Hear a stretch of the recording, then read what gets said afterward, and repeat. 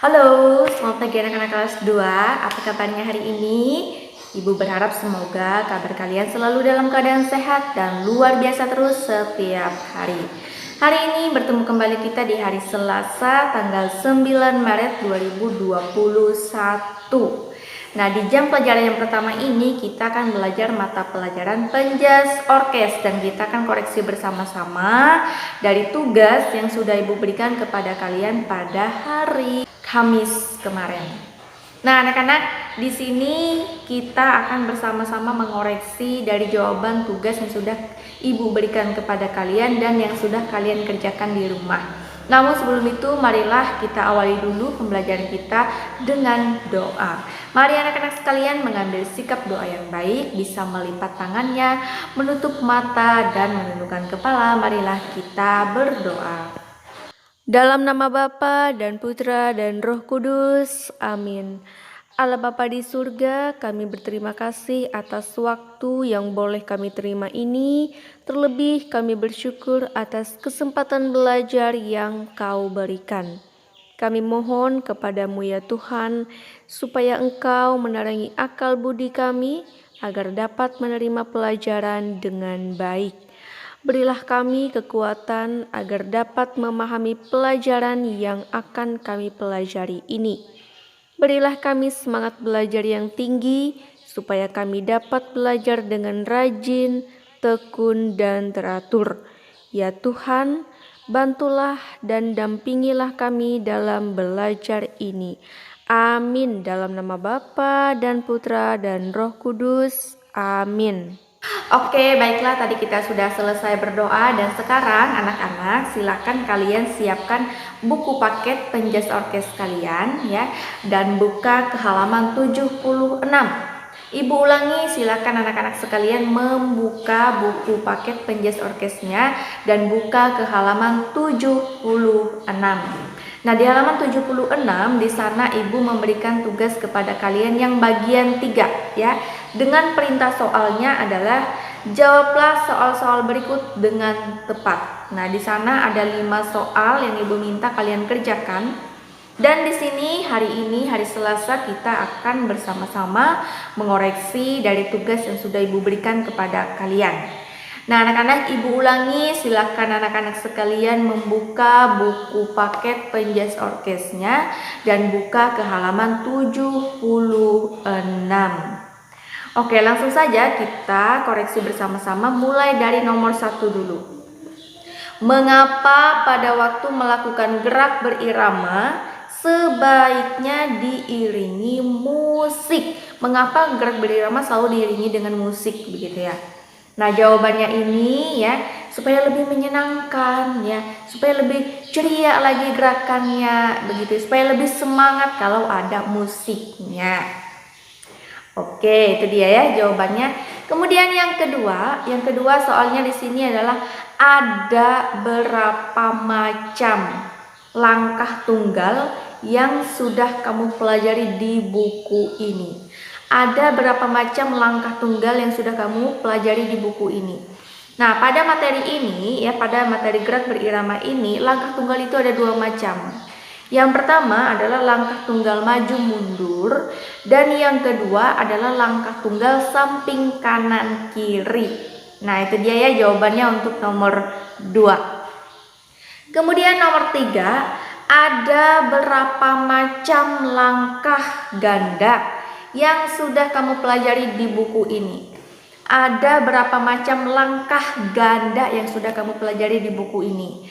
Nah, pada materi gerak berirama ini ya ada 2 macam ya gerak langkah ganda yang kita pelajari bersama ya.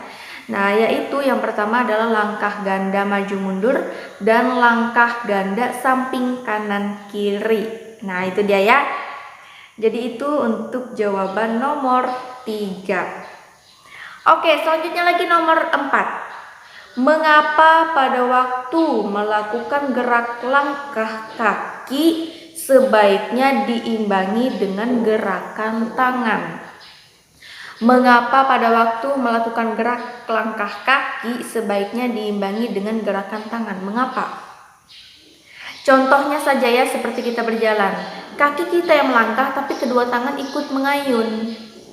Nah, di sini mengapa pada waktu melakukan gerak langkah kaki sebaiknya diimbangi dengan gerakan tangan? Jawabannya adalah agar seimbang. Nah, kalau sudah seimbang artinya kita tidak akan terjatuh. Nah, gitu ya. Kemudian yang kelima, soal nomor 5 di sini adalah selain dengan musik, ya, gerak berirama dapat diiringi dengan apa saja? Selain dengan musik, gerak berirama dapat diiringi dengan apa saja?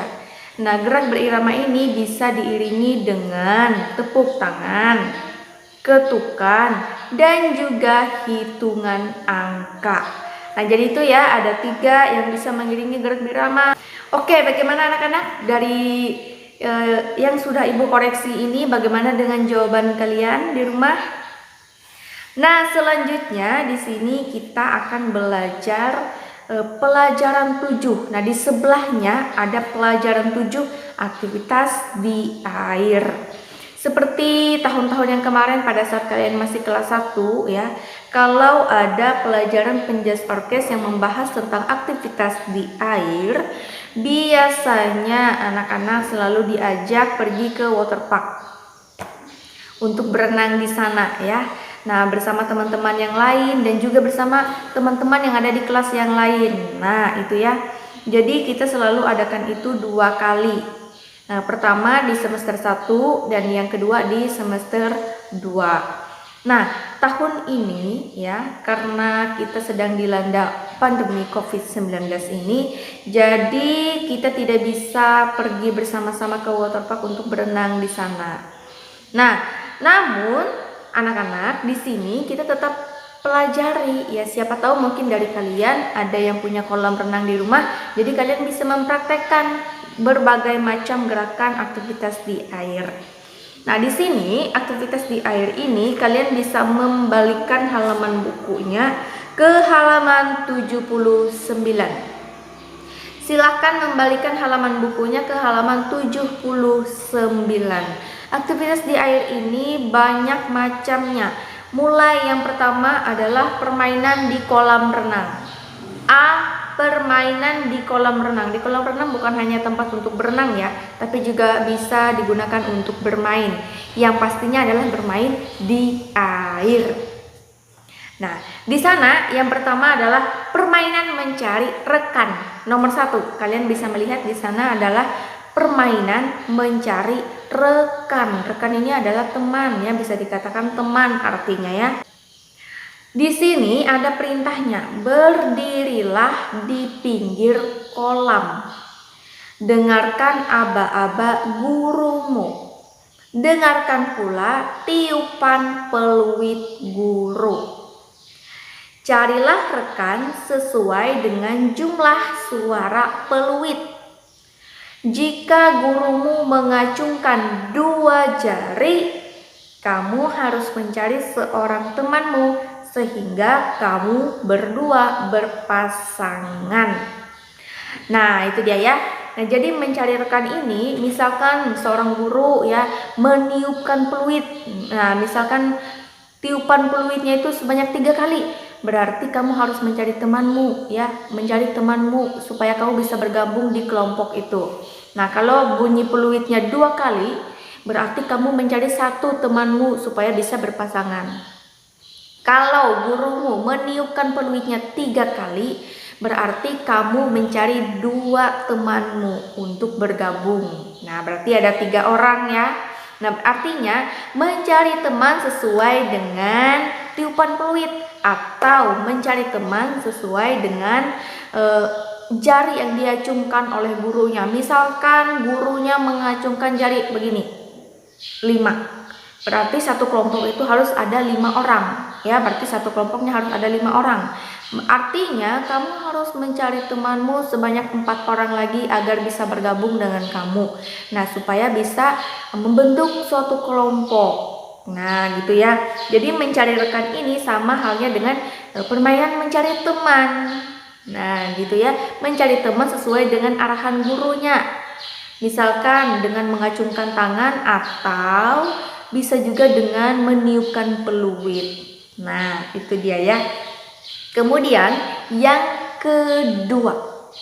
Yang kedua ini judulnya adalah lomba berjalan di air.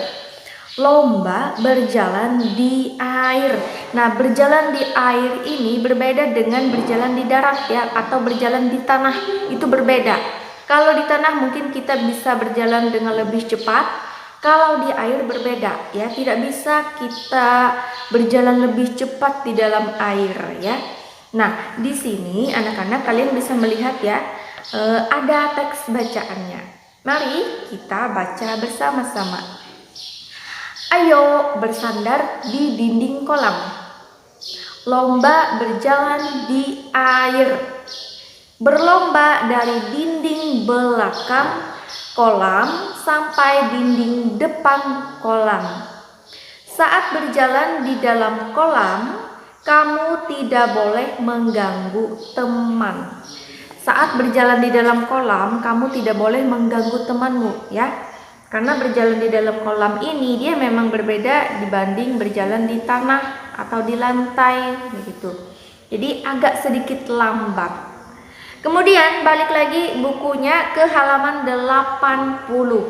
Nah, di halaman 80 di sana ada lanjutan dari nomor 2 tadi. Di bagian paling atas, ayo berjalan cepat sampai tujuan.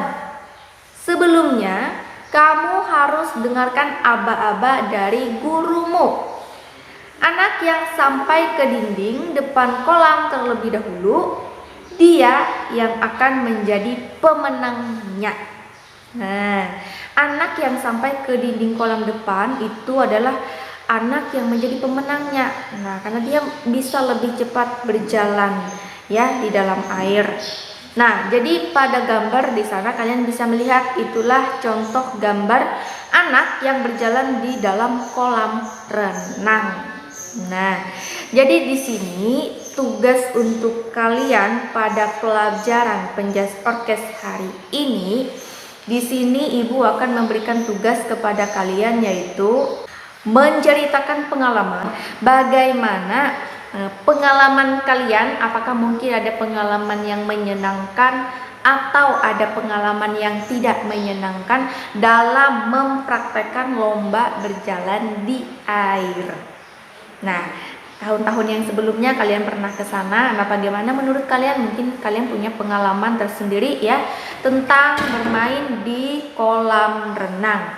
Nah, hari ini tugasnya untuk kalian adalah ceritakan pengalaman kalian saat mempraktekkan lomba berjalan di air, atau tidak harus lomba ya, atau ceritakan pengalaman kalian saat berjalan di dalam air. Nah, pada saat kalian menceritakannya ini jangan lupa Ibu minta kalian buat dalam bentuk video ya. Nah, jadi itu ya untuk tugas pelajaran penjas orkes hari ini. Oke anak-anak, bagaimana? Apakah sudah jelas dari penjelasan Ibu? Nah, baik, di hari Kamis nanti ya kita akan lanjutkan lagi pelajaran penjas orkes kita. Dan untuk hari ini pelajaran penjas orkesnya Ibu rasa Ibu cukupkan dulu sampai di sini dengan mengucapkan salam sehat untuk kita semua dan sampai jumpa.